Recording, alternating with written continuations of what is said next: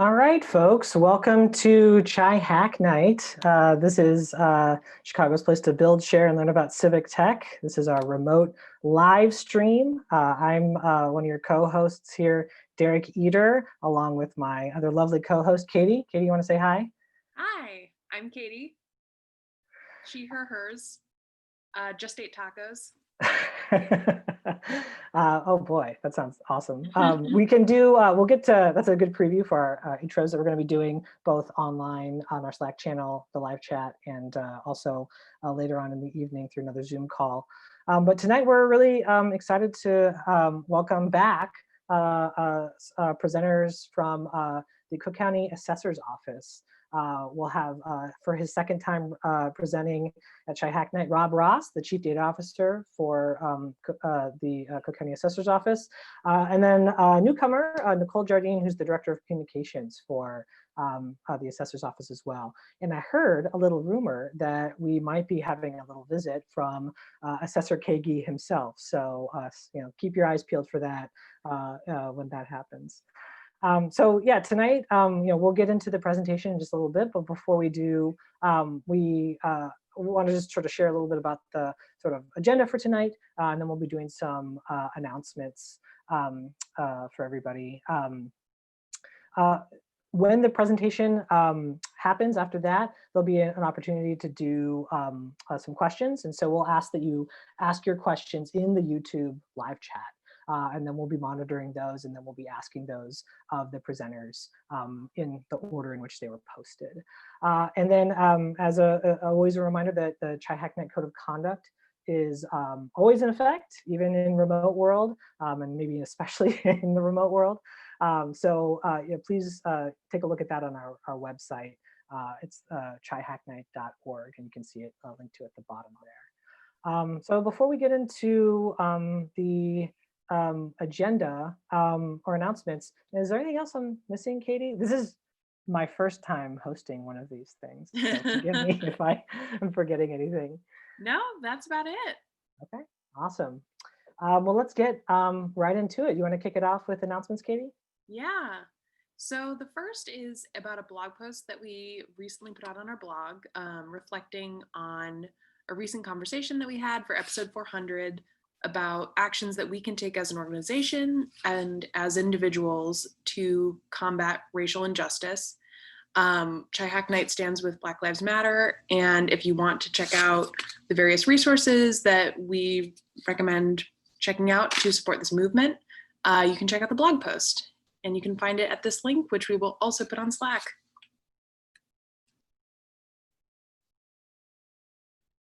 Cool, I can do this next one.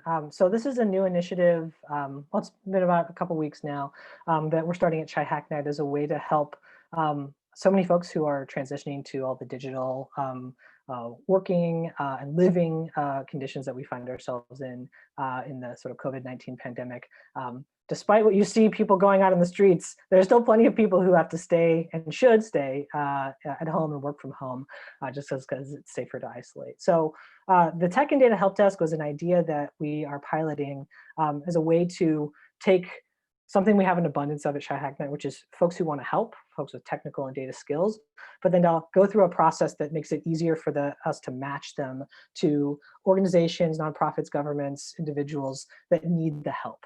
So we're trying to be a clearinghouse for folks that need technical and data assistance, and we have a pool of really awesome volunteers who are helping field those requests. So if you have any needs that are tech or data related, this is a free service that we're offering. It costs $0. There's a limit to how deep of an engagement it can be, but the idea is to help get you unstuck or get you past something that you maybe have questions about. So if you are looking for help, there's a bit.ly link right here. It's bit.ly/CHN help desk.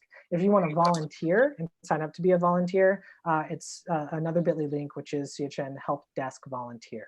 So check out those links and join the Tech and Data Help Desk. I'll say that we have quite a few people who are volunteering, but we could really use folks' help to spread the word about the the form for requesting assistance. So if you know of anybody or know of any places where that could be a useful thing to post, we would definitely be really helpful if you could share that.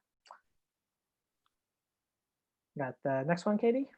Yeah, awesome. Fill out your census if you haven't already. It's important to be counted so that people know where to allocate resources. So it's really easy. I was actually shocked by how easy it was. Just do it. It's super easy. Where else are you going to go?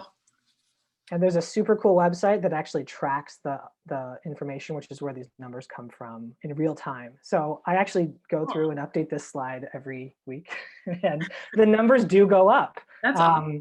It went up by 0.2% across just about all of these categories, but slowly going up. But the goal is to get to go up faster. I mean, we want, the goal is to try to have everybody counted.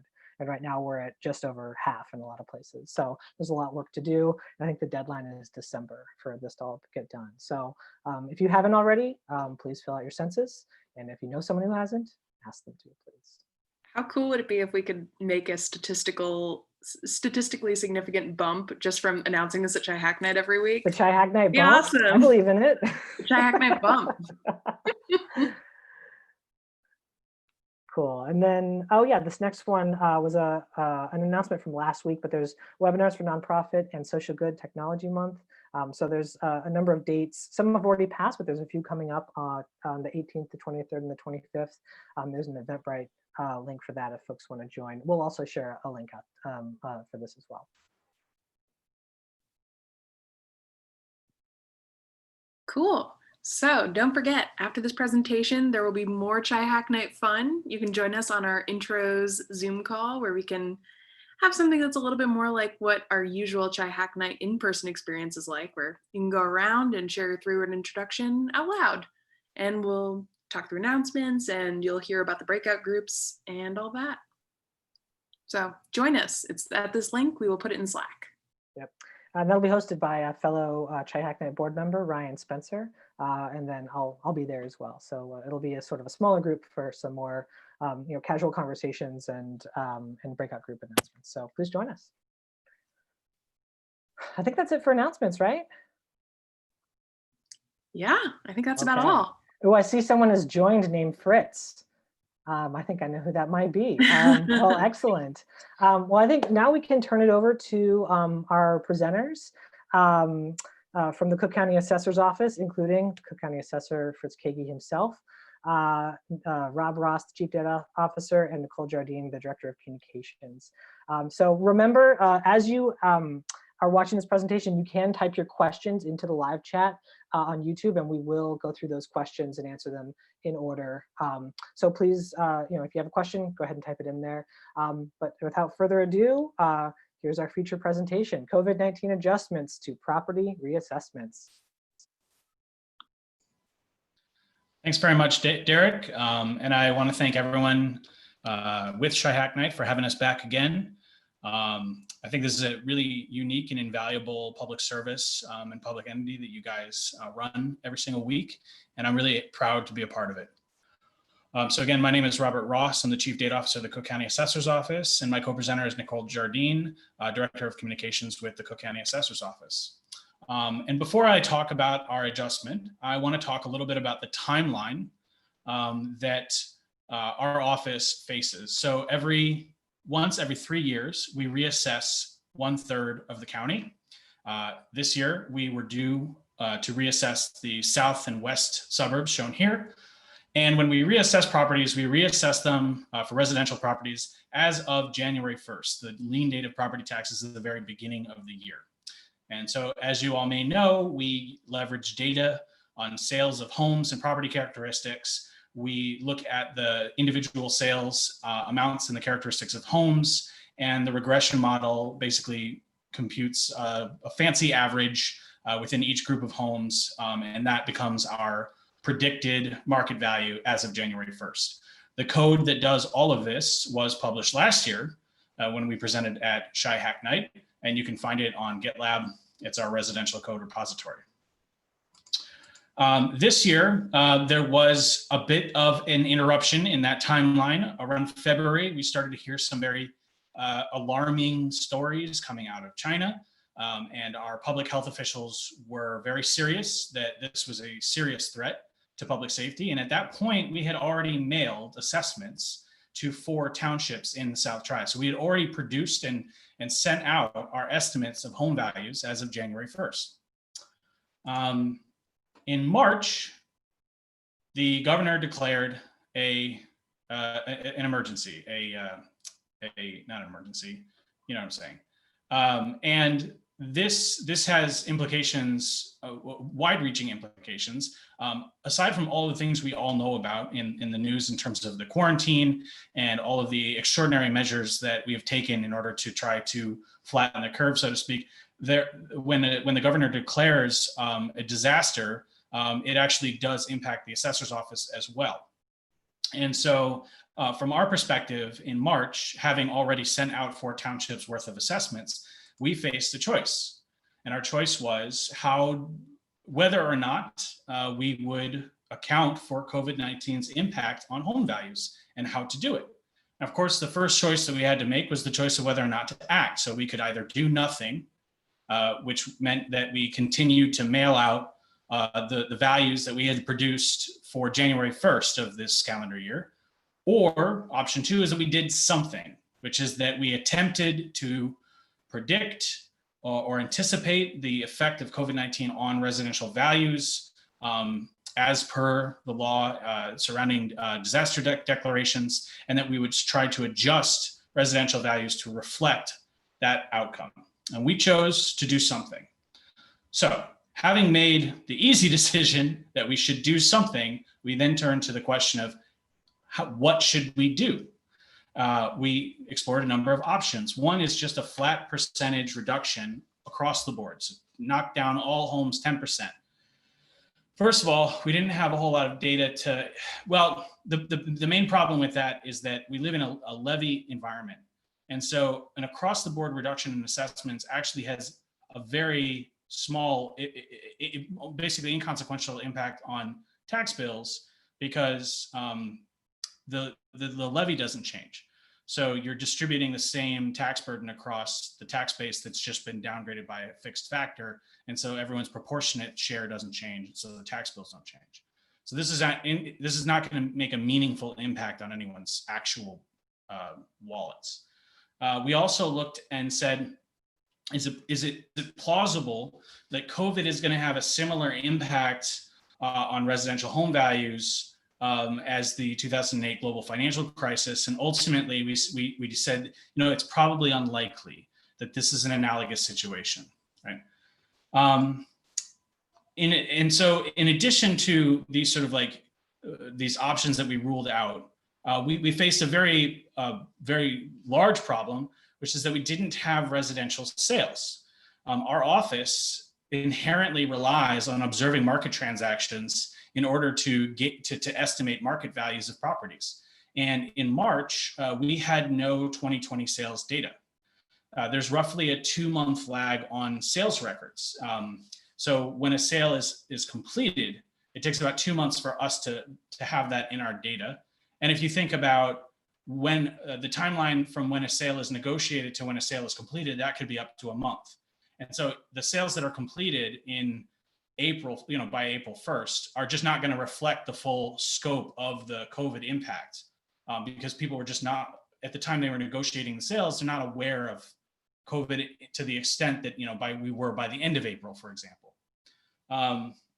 So under quarantine, we saw this, extreme decline in sale volume, right? So even if we had the data that we currently now have for that period for the month of March, we really wouldn't have been on steady ground extrapolating based on these sales, right? These are a very small number of sales. They're unusual in that they're taking place despite the quarantine, and the average sale value is actually considerably higher for these sales than it was in the previous 2 spring markets. And so that suggests that this is not a random sample of the underlying housing stock. So it wouldn't really work to just look at these sales and say, well, did you know COVID's actually going to make housing values go up? Right? That doesn't make a lot of sense. So we had to look for other sources of information that we could use to predict the change in housing values in response to COVID. So one thing that we looked at is historic data about the labor market. Right? So in April, we were all watching the news and we saw that, unemployment claims were at just this record high, right? And so we know that if unemployment goes up, housing prices typically grow less fast, or sometimes they fall. We also know unemployment data per sector, right? So there was at the same time that we were doing our research and analysis, governors who had closed states were scrambling to get sound data on the labor market on a week-to-week basis, which is a sort of a novel concept. Unemployment data doesn't come on a weekly frequency at the state level, but they're making week-to-week decisions about how to open, how to close, that sort of thing. So we sort of looked at that research on unemployment at a weekly basis per sector. We also know that the composition of workers per sector in each census tract, right? So we know, globally in Illinois, we have predictions about unemployment rates in each sector. And we also know who works in each sector in each census tract within Cook County. Then we can look to market signals, specifically financial markets, right? So we can say, there are these financial assets that are basically trading in diverse portfolios of residential property, right? And we see that in financial markets where the frequency of transaction is much higher, that their values would fall on average 10% in value, which says essentially that the financial market is anticipating a 10% decline in value, right? That's the financial market signal to us. And then finally, we have to be cognizant of the specific institutional environment of assessment. So we have to be uniform within these geographic assessment regions that we typically call neighborhoods, but are just sort of numeric identifiers for these assessment regions. So, conditional on that we didn't have sales data and we did have this other data, what did we do, right? So we look at as I said, the labor market, the expectations or the predictions of unemployment by sector in the state of Illinois. And then we sort of map those onto the labor force compositions at every single census tract. And that's going to give us this distribution of estimated increases in unemployment per census tract, right? So if you think about the fact that, basically loads of people working in the restaurant industry and the arts and entertainment industry were unemployed in April. Well, where do the people who work in these industries live in Cook County? Where do the people who work in construction live? And we also know that information technology during the same period did not see a substantially negative impact on predicted unemployment. So where do the people who work in that sector live in Cook County? By using these predicted changes in unemployment, we could then tack that back into changes in housing value based on just the average correlation, right? So unemployment goes up, housing values typically go down. So we know where unemployment is distributed in a county. And so we can kind of start to predict where the largest negative impacts on housing value are going to be.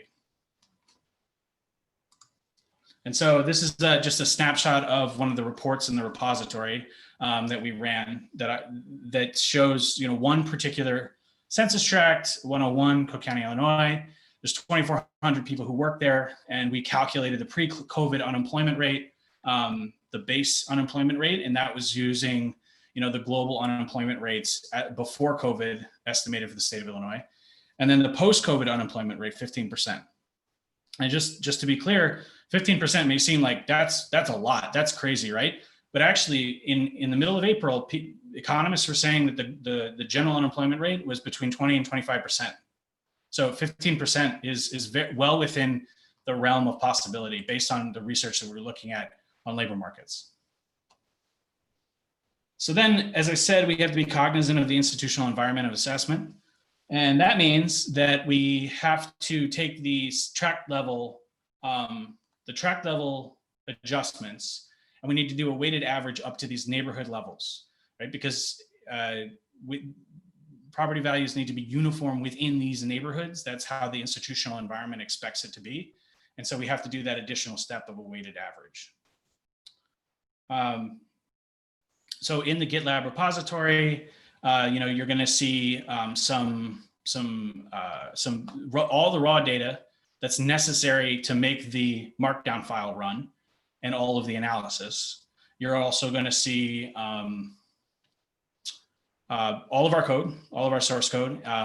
There's a main script that calls these individually, and then the markdown file calls them as well. And you're going to see our final results. So this is just a graph from the HTML report that the markdown file creates, and some CSVs and summary data that can be used to make thematic maps and things like that.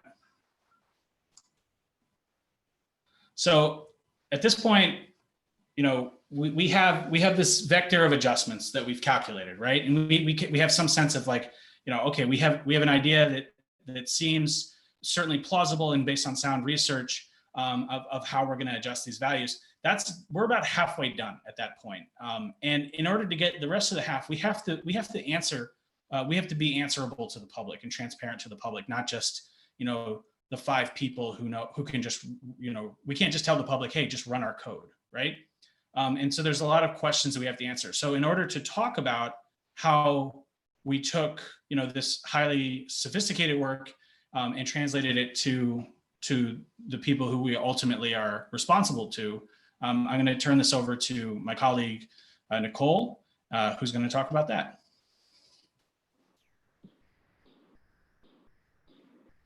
Awesome. Thank you, Rob.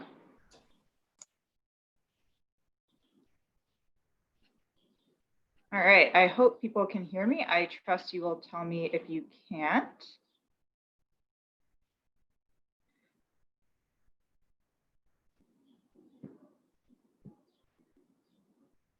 All right, so we had to go beyond the GitLab repo. Like Rob said, we're able, in the GitLab code, it's not sufficient to just tell people, oh, just go run the model and download the vector of adjustments. And the GitLab repo covers how the methods for explaining adjustments for residential properties, but what about adjustments to commercial properties? And for the public, just knowing the percentage of adjustment doesn't necessarily cover all of our bases. Most of what people want to know are things like, look, you show me this distribution of adjustments for townships and neighborhoods. I just want to know what's my COVID adjustment. I know where I live, but maybe I don't know your assessor neighborhood code. What about me? People want to know things like, when will I get my COVID adjustment? Remember, earlier in the year, we had mailed these initial property values to property owners in these other 4 townships. So people in these areas want to know when they'll get mailed their COVID adjustments. And there are some other common questions too, like, will my tax bill go down? So that's why in May of this year, we decided it was insufficient to publish just the GitLab repository of the COVID impact on home values. We also just decided to publish a full report that overlaid the overall logic of the approach for residential and commercial adjustments. We also created a dashboard that helped to communicate this information to people. So to wrap this up, I just want to give 3 little bits of information on how we did that and why we kind of made the design decisions that we did for this dashboard. I'll give a snippet from the report. The report's not too long. I think it's 16 pages. And honestly, it reads just like a report. It's a government report, but weirdly, I actually take a lot of pride in this. I'm an ex-academic, and there are many co-authors that contributed to the substantial analysis in this report.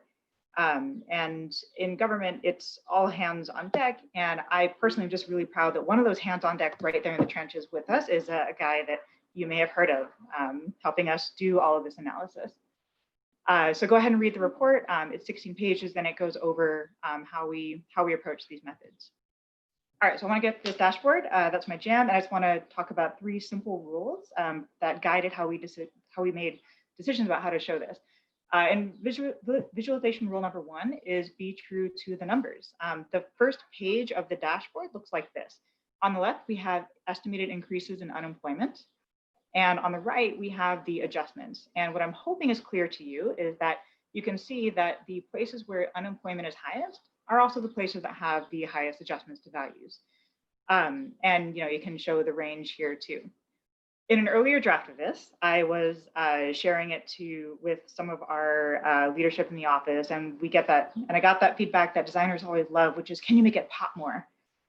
So I tried that, and just for you guys, I'll show you what that looks like. So here's what that looks like. And when we showed this to someone else, the first question that they had was, well, why didn't this region get an adjustment? So this more dramatic color palette actually introduced a misunderstanding of the data. They interpreted that a white region meant no adjustment, but actually it means -8%. So we reverted back to the original color palette just because it was more true to the data. So visual number one, just be true to the numbers. Yeah, some things are gonna pop more, but a palette like this, even though it doesn't pop, is a little more faithful to the interpretation that your viewer is gonna have. And we also wanted to communicate that, yes, some regions are going to have higher unemployment and therefore higher adjustments than others, but ultimately we're all in this together. Every single township in the South and West Tri is experiencing these drastic effects of COVID-19. So although it might be tempting to focus on what's different between our communities, I wanted to communicate what makes us similar. Number two is this idea called dual coding. You can use two visual channels at once to communicate information. Here I use length and color, and I'm showing that in black and white to show you that even if hypothetically you're viewing this on a black and white screen, you can clearly see that relationship for within a township and within one neighborhood, that a bigger increase in unemployment meant a bigger increase to the adjustment. And finally, the principle that I wanted to align with was to give relevant information. So remember, not everyone knows their township and their neighborhood code. So in this map, it was really important to me to make it interactive. I wanted people to be able to zoom into that map and say, look, I don't know where my township is, but I know I live here, and to be able to pull up information to them. That was important. So one thing that was important to communicate first was that the adjusted value, or the value that was being adjusted, are these January 2020 property values. And then to communicate the adjustment as well. And then the other piece is about these reassessment notices. So again, people are going to want to know, when am I going to get my adjusted value or my value? And so for this township in Worth, actually it's going to be mailed this week, they had not, we wanted to give the estimated mailing date. This is an earlier draft, and then information about information about the numbers that would be on that notice that says, here's your property's new value in 2020. But if you're in another township, again, one of those first townships where property owners had gotten mailed information earlier in the year, that information is different. So we told people, hey, you were mailed initial property values earlier in the year. You're going to be getting mailed an updated value later this year.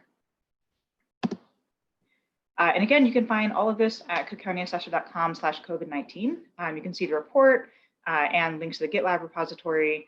It's all there. So I wanted to say thank you, and I'm going to mute myself and turn it over to another presenter.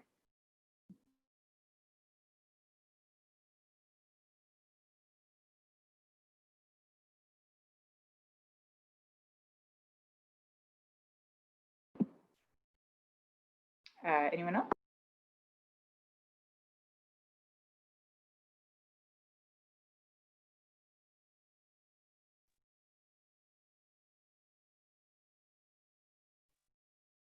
Rob or Fritz, did you want to add anything else?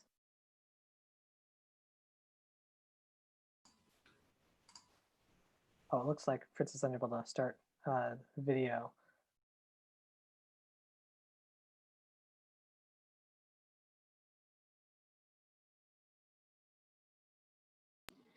All right, well, I will go ahead. Fritz, if you're here, please feel free to interrupt me.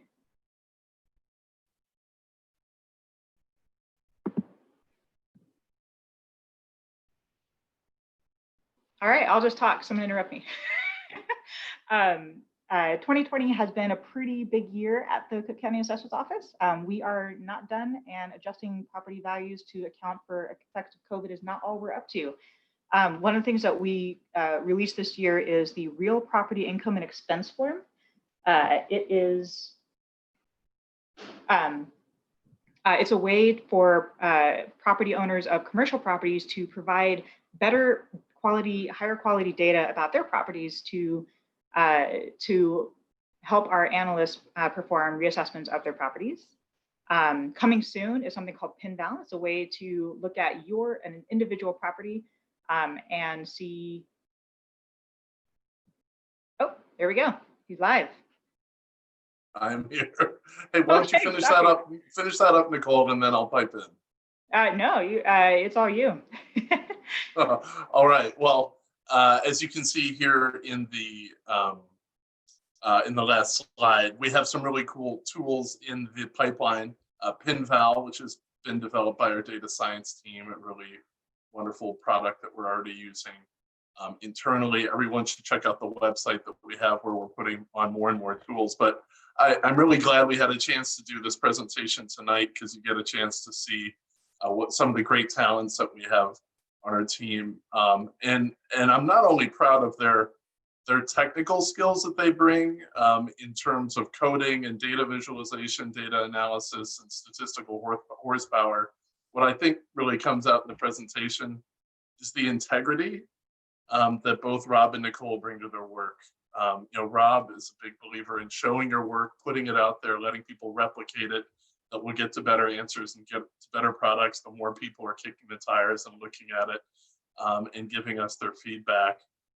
And I think that comes out in Nicole's presentation too, about the data visualization. It's like, hey, there's some really important principles that should imbue our work. Let's do that in everything we do. And so it's just wonderful to bring together these disparate skills that we have to push forward the giant project of reforming our assessment system and making it ethical, transparent, and fair. They all go together in so many different ways that you wouldn't expect. And I think the two examples from Rob and Nicole are here tonight. I got to take the opportunity to make a pitch for other people with these skills and other skills to come join us. We're in a pretty big hiring drive right now. We're on the lookout for field inspectors, which is not something that you would normally associate with data scientists, but they're actually very closely linked. We're hiring 10 field inspectors now, which are the data gatherers, using all the gifts that we have from technology and all these new tools out there to build the data set that we have upon which we can run all of our assessments and models, because we have this pricing data that Rob was talking about, but it's also important to have the characteristics data to put them together. If we don't have good characteristics data, the pricing data is less useful to us, vice versa. And so part of that project of building data is bringing in more people. And like Nicole and Rob, they love using their technical skills to have a social mission. And we're looking for more people like them to come join our work and help us move forward. So with that, thanks everybody. Why don't we get into Q&A? All right, awesome. Thank you all. This is great. So as a reminder to folks, we are going to be taking questions through the YouTube live chat. So we'll be taking a look at those. So we'll get I see some questions coming in, and we'll give folks a little bit more time to add some more questions. I had one that I wanted to ask first while we get some of the other ones, which is, so it sounds like you had to do a lot of deliberation, a lot of internal assessment to figure out whether or not what to do exactly. And I'm kind of curious, did you look at other assessors' offices or other folks to see if they had done something similar? Did you look outside of the county, and do you know if any other assessors' offices are doing something similar or on similar lines to what you all are doing? Yeah, thanks, Derek. I can start, and then Rob and Nicole, you can add in.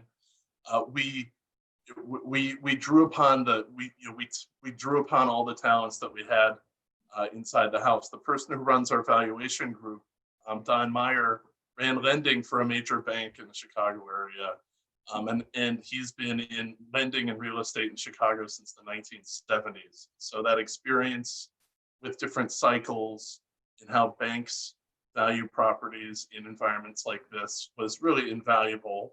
We had also recently hired Marty Paulson, who'd been the assessor of Lake County, which is one of the biggest jurisdictions in the US in its own right, to join to be Don's number 2. And he also brought together that experience base on top of the data science horsepower that Rob and Nicole had. And then one of the insights that I have is I come from the capital markets. I was a portfolio manager, and I was able to draw upon this $1 trillion market of real estate investment trusts. Real estate investment trusts are portfolios very focused by class of property around the country, and they give you a sense of, okay, well, here's what the market has said a portfolio of single family homes has changed in value by since COVID-19. And so that gave us the same signal, down 10%, as the unemployment model did. And we heard about the unemployment modeling from prudential regulators who are out there trying to assess the capital positions of banks and all their loans. And so they are big believers in using that unemployment modeling. And so when they're both making the same signal, the same kind of magnitude, that was a useful signal. We looked at Case-Shiller, looking at different historical cycles, looking at natural disasters that have been very focused, because this is kind of like natural disaster-like in its consequences. But there are also big differences from 2008, when it was a bubble, a housing bubble that preceded a crash. The crash was very financial in nature. This is different. This is a real economic impact that has some financial consequences, but it's different. One of the things we noted was that even in 2008, in no year did the Case-Shiller index go down more than 15%. So that helped us think about, okay, here's sort of like a maximum lower bound for how much we think housing prices have fallen because of COVID. Our property tax code in Illinois has a provision that because of a natural disaster, as Rob mentioned, we can move from that January 1st date. There are other provisions of the code that allow that too. And we were the first ones in the US to move on that, but now there are others doing this. I talked to the assessor of King County, which covers Seattle, and they're pushing the legislature in Washington to tweak their code to do the same thing. So it's not been often that Cook County is an example for other places to emulate in the world of assessments, but we're really pleased that Washington State is doing this. And we've heard about others too in other places. Awesome, thank you. And Nicole and Rob, you have anything to add? Yeah, I would only add that there is an acknowledgements file in the repository, and I would highlight all the work that we relied on for the people that are mentioned in those in that acknowledgements file. In particular, I would be remiss if I did not say that Nathan Anderson and Rick Mattoon at the Federal Reserve Bank suggested a high-level outline of the analysis we ended up putting together, at least on the residential side. So that we would not have been able to do this without referencing a wide array of experts in various fields and shamelessly plagiarizing their excellent work. Awesome, thank you. Katie, do you want to take one of the questions from the chat?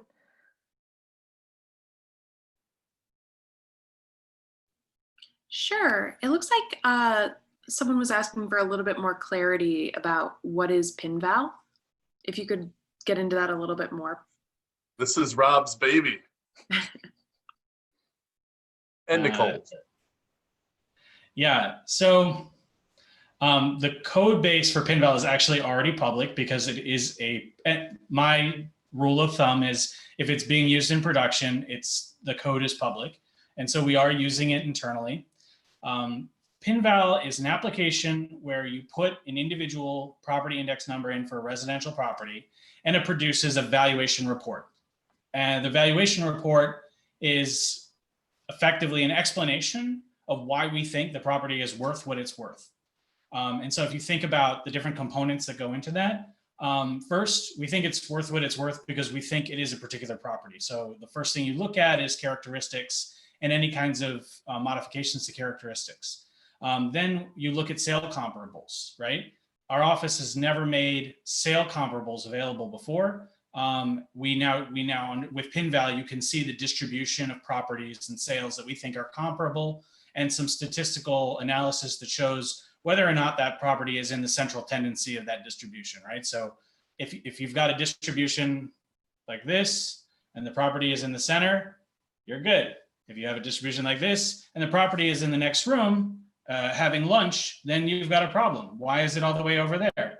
And then, so you look at sale comparables, and then you want to answer the question, maybe this individual property is accurate, but are all the other properties like this property also accurate? You can imagine a scenario where you're the unlucky chap, where we have accurately assessed your property and everyone else is lower.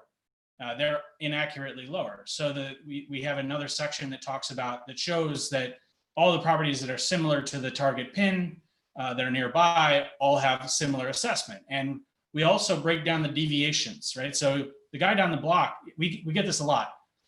You know, the guy down the block has the same property as I do, but his assessment is lower. He doesn't have the same property as you do. His property is 10 years younger, or his property has an extra bathroom that you didn't know about, or he's got a finished basement, right? Or that would make your property go up, but you see my point. And so we show for each comparable property, not only that you're in the center of that distribution, but you can pick any individual comparable property and compare your characteristics to that property and see why there is a difference. We also have the COVID adjustment on there now. So basically, PinVal is evolving to become what we can see in our data is what you can see, a member of the public. And we're trying to make it, and the challenge, I mean, the real challenge, other than all of the data parsing and that sort of thing, the challenge is how do we make it accessible to a general audience, right? Like I can't show you a marginal effects table because we often don't use statistical measures that produce marginal effects tables. And so fundamentally, we're actually going to be working with the data science for social good group to work on making the output as simple and direct and clear as possible. And so ultimately, you know, hopefully soon, a member of the public will be able to say, why do you think my house is worth $500,000? And they'll be able to go, and that's your explanation. Yeah, I just want to pipe in, and I'm going to share my screen really briefly to kind of unpack what that means. So earlier in Rob's talk, we mentioned these reassessment notices, right? And these notices have information about your property value. But here's what they have. They have this township. They have this weird neighborhood code that doesn't mean anything to anyone except the assessor's office. It has information about your property, like its class and its square footage of the land and building and its age. And this is an example notice from 2019, but it has your new estimated market value on it. What it doesn't have is any information about the sales information that was used to value your property. It doesn't tell you anything about real estate trends in your area. So the goal of PinVal is to be able to answer the question, how did you get this number right here? So this is the current state. And so we're really excited to build a future state. Awesome, thank you. Next question is, how are the neighborhood geographies created?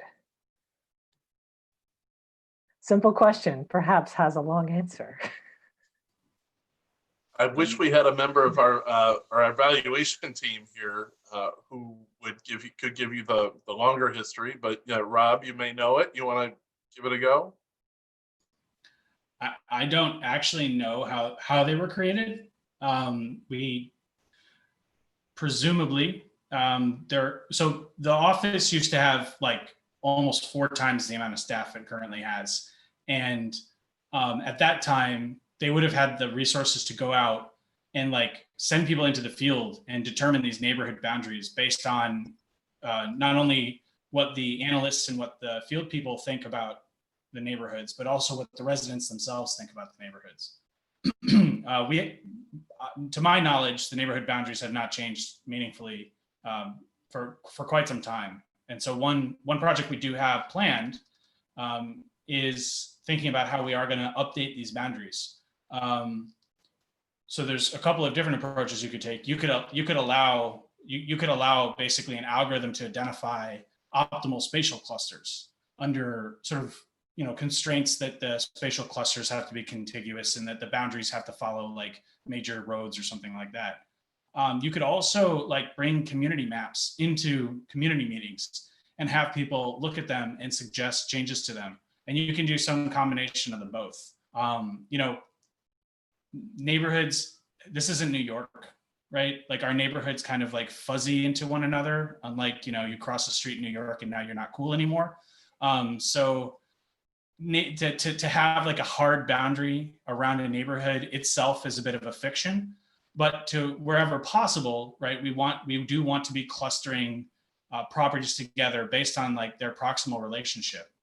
Another thing we're going to be looking at is, these neighborhood boundaries are right now, other than townships, the only fixed effect geographic predictor.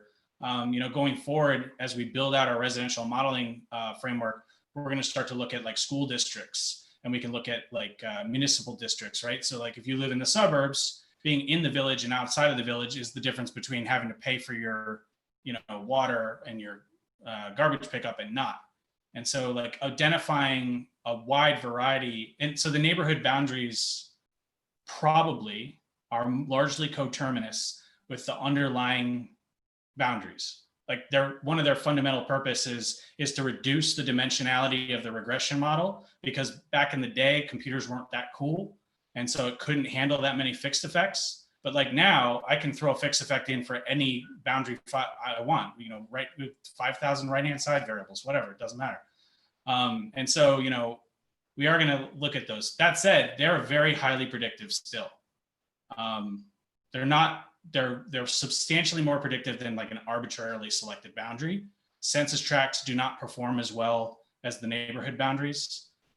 Zip codes do not do very well. So the neighborhood codes are still largely consistent with the underlying market. Yep, that's about about how I'd summarize my knowledge of this too. Having gone through all the whole assessors course and talked with old assessors and employees, basically, as Rob said, the neighborhood codes date to a time when there was less computational power available to us.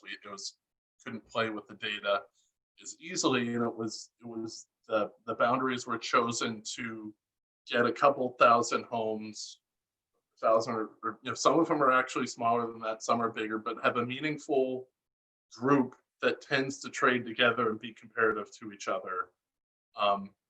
The boundaries are actually pretty recognizable if you walk I live in Oak Park. I think we have about give or take 10 assessor neighborhoods, and they kind of reflect the building stock, the walking area, the feel on the ground as you go from one place to another.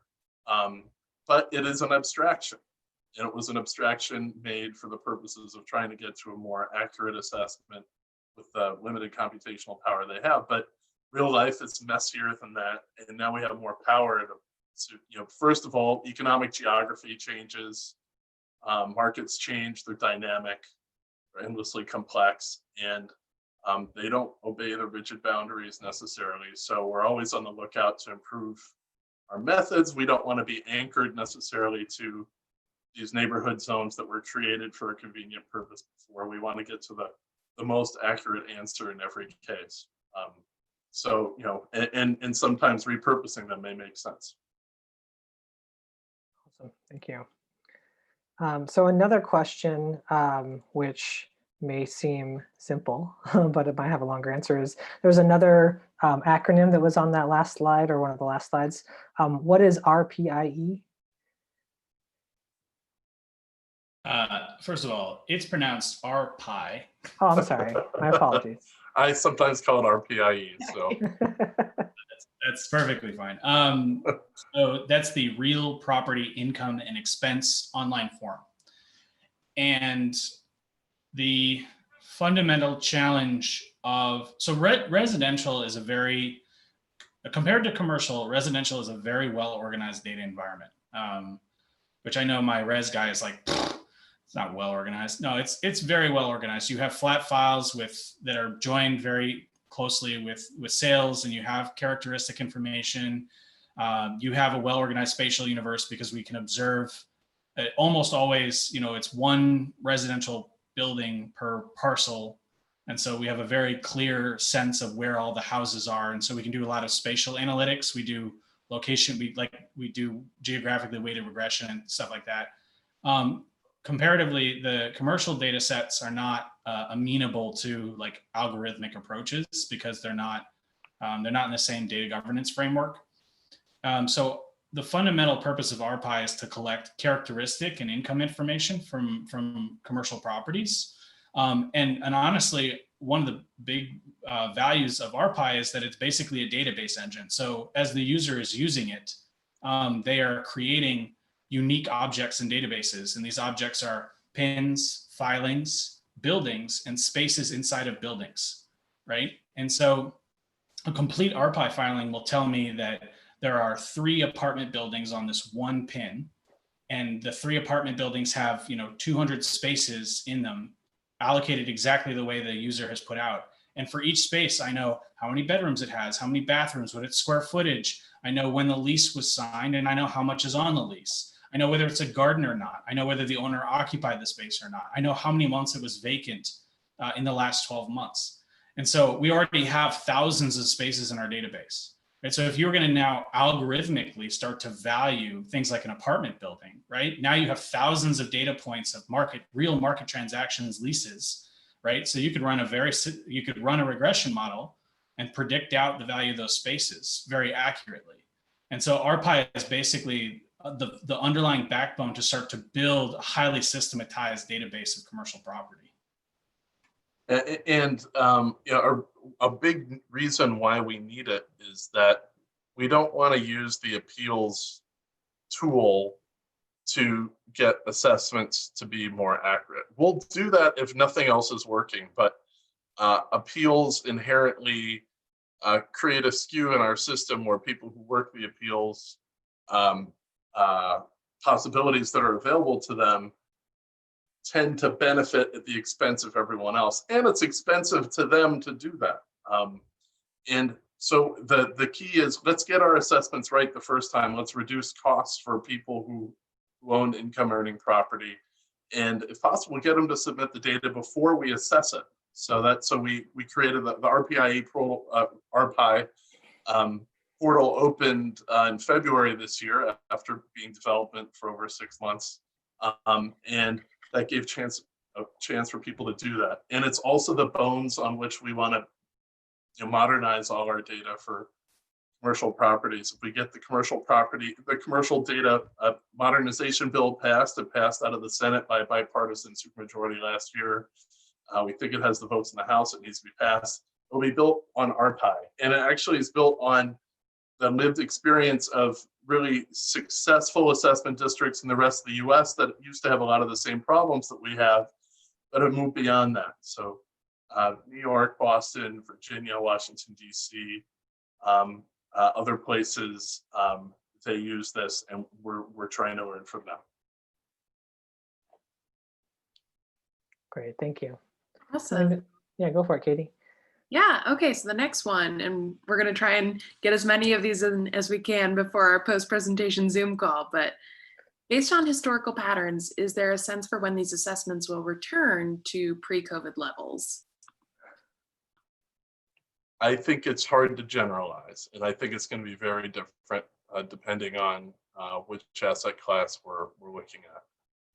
Rob can tell you about what the data on unemployment shows, but it's very correlated. Unemployment rates and housing prices are closely correlated on the way up and down.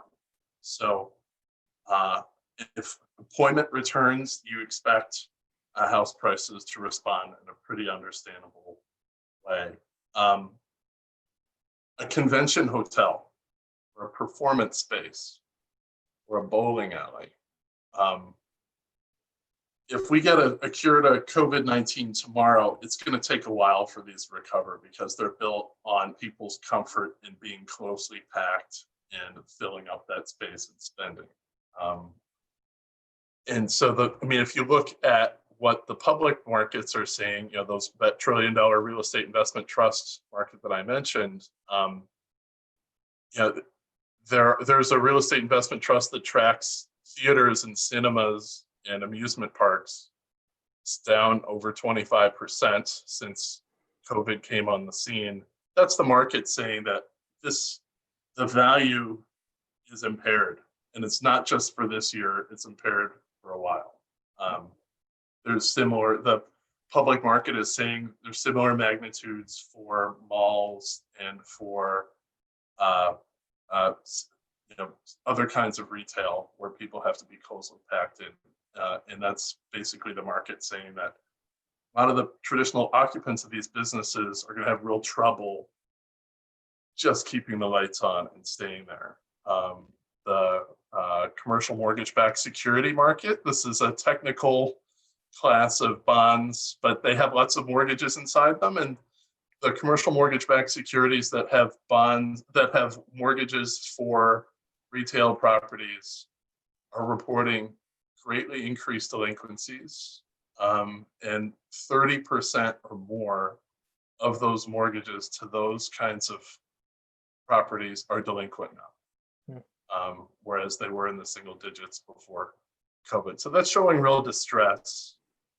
And I don't think it cures itself soon, because if you just think of the economic reality of all this, let's say we get a vaccine tomorrow, people's balance sheets are more impaired than they were before. They're going to be more cautious than they were before. They're rebuilding their balance sheets.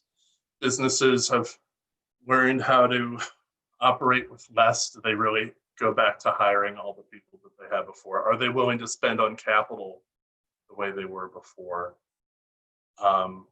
So all of these things, I think that's why the Fed governor, saying, I think GDP will be down 6% this year and people should anticipate weakness for a while. I think we should listen. Great, thank you. Well, it is just about 8 o'clock, so I think we probably unfortunately have to, even though there are more questions in the channel, we unfortunately ran out of time, and we want to give folks a chance to get to the other portions of Chi-Hack Night. So we'll transition to that, but before we do, I just want to say thank you to all of our presenters, Rob, Fritz, Nicole, for joining us tonight and sharing your wisdom, your insight, and the work that the Assessor's been doing to help folks in this difficult time. So very much appreciated, and thank you for your time. Thanks, everyone. Awesome. All right, so we're going to transition to the sort of civic hacking portion of the evening. The way that works is, because again, we're still all virtual, that's going to happen primarily on our Slack channel. You can get to that, and we'll share these links out on the live stream, on the live chat as well. You can join our Slack channel, the Chi-Hack Night Slack channel, at slackme.chihacknight.org, and that's where folks will be organizing tonight, but also actually throughout the week. It's where a lot of folks are having conversations every day. And then we'll be having a post-presentation Zoom call where breakout groups are going to be announced. We'll also do some introductions and some other community announcements. The link to that is bit.ly/CHN remote Zoom. We'll also share that link out on the live chat and on Slack. I think, Rob, you were going to have a breakout group, and Nicole, right? Or are you both going to have breakout groups tonight? Is that right? I'm going to try. I have I scheduled a Zoom meeting, and the breakout group is going to just dive into the repo and answer the more detailed questions, since we did a very high level thing. So I'm going to try it. Awesome. And I was going to hang out in the remote Zoom chat if anyone wants to geek out about data viz or just talk about data in general. Awesome. Okay, well, I think that's it. Am I missing anything, Katie? Nope, that's about it. All right, well then the very last thing we always do on these is say it together. Go forth and hack. All right, thanks everybody. And we'll see you all again at the live stream next week as well. But join us on Slack and our Zoom call. Thanks again. Thanks, Derek and Katie, appreciate it. Thank you.